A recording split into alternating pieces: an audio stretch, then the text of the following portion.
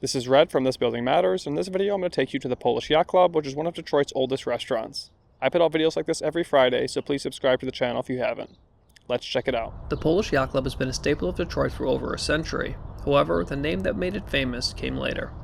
Some sources report that Stanislaus Albert Gradzinski migrated to the States from Poland in 1886 and married Anna Demps in 1899 in Detroit. By May 1901, Stanislaus owned property in the neighborhood we today call Poletown East. By 1908, he had started building the structure pictured here, and it would be completed by the following year. The early years of the building and business are murky, but the Gradzinski family lived upstairs. In 1915, there were liquor store commission records registered to Stanislaus at 1085 Joseph Campo, the original address for the structure pictured here.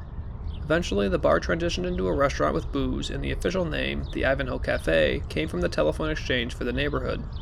Judge Joe B. Sullivan, when asked about the Ivanhoe Cafe in 1991, said, "Johnny Smith was Detroit mayor back in the 1920s, and the Ivanhoe Cafe was his favorite place. So anybody that wanted to be around the mayor learned to hang out around the Ivanhoe. Even after Smith left office, newcomers knew that it was the place to find all the old hands."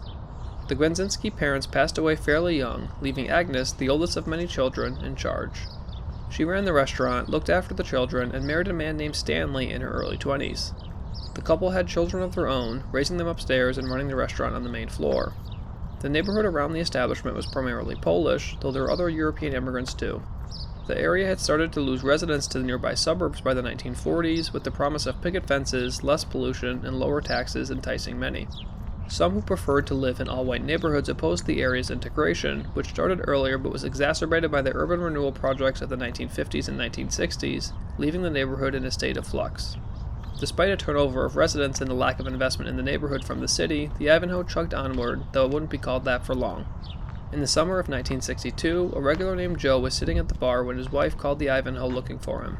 Big John, the barkeep, answered the phone and asked Joe, "Have I seen you?" According to the Detroit Free Press, he replied, "Don't tell her I'm here. Tell her I'm at the, Polish Yacht Club." The story has various alterations, but I like that version best. A men's club was formed around the name, complete with membership cards, and the group raised money for local charities and held member picnics.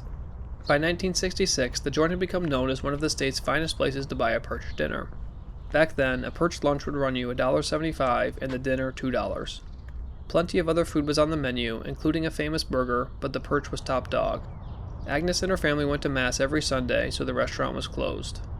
Though many neighborhood regulars had moved to the suburbs, large numbers came back to visit the family and eat fried fish or burgers.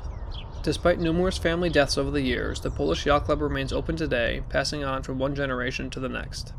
Planning a visit to the Ivanhoe Cafe can be challenging, as the joint is only open from 11:30 to 3 Tuesday through Friday, at least at the time that this video was published. The Polish Yacht Club is one of the last remaining neighborhood institutions in this part of Detroit. Over the decades, dozens of other landmarks have been taken out after the surrounding neighborhoods became too sparse, owners passed away without kin willing to take over, or aging structures made it unprofitable to stay put. Somehow, some way, the Polish Yacht Club has stayed open and is jam-packed on Fridays during Lent. Hopefully, it'll still be open a century from now. Seriously, you've got to try this perch. If you enjoyed this, please throw a like on the video, drop a comment down below, and subscribe to the channel for a new video every Friday. Until next time, this building matters.